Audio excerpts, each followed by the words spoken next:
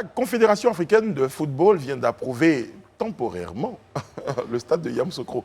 Des réserves et recommandations ont été faites par l'instance continentale du football à la Côte d'Ivoire. Nous en parlons. Il disait, vous qui suivez de très très près le dossier de l'organisation de la CAN du football, eh bien, ça ne vient pas vous rassurer, tout ça. Non, pas que ça ne vient pas nous rassurer. Déjà, je pense que pour ceux qui suivent l'actualité, il y a quelques mois en arrière, on a été tous désolés de constater que notre équipe nationale était obligée de jouer à l'extérieur, hors de la Côte d'Ivoire, parce qu'on n'avait pas de stade pouvant abriter. Aujourd'hui, la CAF nous donne cette opportunité-là à l'équipe de Côte d'Ivoire de pouvoir disputer ses rencontres en Côte d'Ivoire, notamment sur le stade de Yamoussoukro. Toutefois, la CAF émet des réserves. Pas que la compétition ne se déroule pas, mais sur le fait qu'il y a des éléments qui manquent. Le stade, dans sa construction, et ça encore, c'est vraiment une grande problématique, a, je dirais, raté quelques virages, a raté quelques aspects qui sont essentiels, et la CAF l'a évoqué ici. C'est par exemple le cas de... On dit que le stade ne répond pas à toutes les exigences minimales de la CAF, intensité de la lumière du stade insuffisante, défaut de banc de touche, souci de maintenance du stade à améliorer, donc ainsi que le matériel des équipements utilisés. Manque de tunnel pour les joueurs. Stade ne disposant pas de certificat de sécurité. L'absence d'un tunnel pour les joueurs, l'absence de poste de commentateur radio et télé. Donc il y a un certain nombre quand même d'éléments qui manquent. Toutefois, la CAF a donné l'autorisation, en tout cas aux éléphants de Côte d'Ivoire, de pouvoir disputer leurs rencontres sur ce stade-là. Déjà, c'est un soulagement pour nous, en tant qu'Ivoiriens, en tant que supporters, de savoir que désormais, en tout cas pour les prochains matchs des éléphants, on pourra quand même voir nos Pachidem évoluer en Côte d'Ivoire, parce que pour les 3 matchs qui se sont passés, les 3 derniers matchs, on a dû se déplacer, aller à Cotonou. C'est déjà un soulagement, mais en même temps, ça nous met une pression. Et c'est important dans la mesure où nous sommes juste à 15 mois du début de la CAN, et c'est l'un des stades qui a été retenu pour abriter la CAN.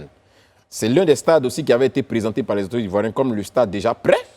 Et aujourd'hui, avec le rapport qui sort, on se rend compte qu'il n'est pas effectivement prêt comme on le dirait, parce qu'il y a beaucoup d'éléments à corriger, à rectifier. Qu'en est-il de ceux même qui ne sont pas annoncés prêts? Oui, effectivement, parce que celui qui est censé être prêt avec ses correctifs n'est pas prêt. On se pose effectivement des questions sur ceux qui sont en cours de construction. On espère, en tout cas pour ma part, que ça va servir, je dirais, de prétexte pour les autorités ivoiriennes de se rapprocher effectivement de la CAF pour reviser le cahier de charge. Parce qu'on est même surpris quand même qu'on construise un tel stade avec tous ces éléments qui manquent, alors que généralement, pour abriter la CAN, il y a un cahier de charge que la CAF donne à chaque pays. Et c'est sur la base de ce cahier de charge-là que les stades sont construits et que les infrastructures sont réalisées. Je reviens à vous, Lisez, tout à l'heure. André, votre point de vue sur... Ouais. Mon point de vue, c'est que les instances nationales, hein, l'ONS qui interviennent, à qui appartient le stade, qui est le bras armé de l'État pour les infrastructures sportives, complètement montrent qu'à ce niveau-là, ils ne capitalisent pas sur leur expérience. Parce que là, quand même, pour une organisation de cette nature, se retrouver avec un reproche d'une absence de cabine de presse, pour moi, c'est tellement... Voilà. C'est tellement des choses. Quand Élisée nous dit, par exemple, que la CAF a besoin de donner un cahier de charge, mais moi, je ne suis pas très sûr non, je ne dis pas la CAF. Je n'ai pas dit que la CAF a besoin de donner un cahier de charge. J'ai dit que les autorités doivent se rapprocher de la CAF pour passer en revue le cahier de charge. Parce qu'avant la construction des infrastructures, il y a un cahier de charge qui est dit. C'est sur la base du cahier de charge qu'on commence à bâtir. Maintenant, nous tous, on est surpris qu'on arrive à des infrastructures et que là encore, la CAF vient nous faire sortir un rapport où il y a des défaillasses, où il y a des manques, en fait. Donc, c'est pratiquement la même chose. En fait, bande de touche, par exemple. Voilà. Oui, c'est pratiquement la même chose. C'est-à-dire qu'au-delà d'un cahier de charges ou pas, aujourd'hui, on sait que le football moderne se déroule dans des arènes qui ont quand même un certain nombre de commodités. Des standards. Donc, voilà, des standards. Ouais. C'est-à-dire qu'après, on peut dire, bon, la cabine n'est pas grande, elle ne peut pas accueillir plus de monde, mais en tout cas, au moins, elle existe. C'est-à-dire que vraiment, il y a un minimum. Enfin, un couloir, un tunnel pour faire entrer les joueurs, mais attendez, les joueurs ne vont pas passer au milieu des autres officiels et autres supporters ou autres officiels qui sont dans le stade. En fait, les bancs de touche du stade Champrou. Voilà, donc voilà, c'est vraiment... pour dire qu'il y a un minimum quand même pour des stades.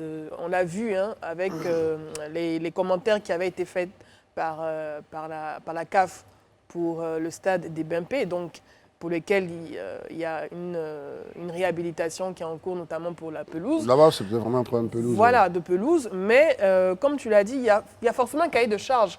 Avant de passer à la construction d'un stade, il faut pouvoir savoir ce qui est prévu. Il y a des équipements de base, il y a des services de base qui doivent être présents dans un stade de football, notamment des cabines pour les commentateurs. Ça, c'est la base. Je veux dire, comment ils n'ont pas pu se rendre compte qu'il n'y a pas de cabine pour les commentateurs et les journalistes, par exemple. Je trouve que c'est un peu trop gros, par exemple. Donc, c'est des éléments de base qui sont nécessaires et pour lesquels ils auraient peut-être certainement dû revoir le cahier des charges avec les officiels de la CAF avant de passer à toute inspection.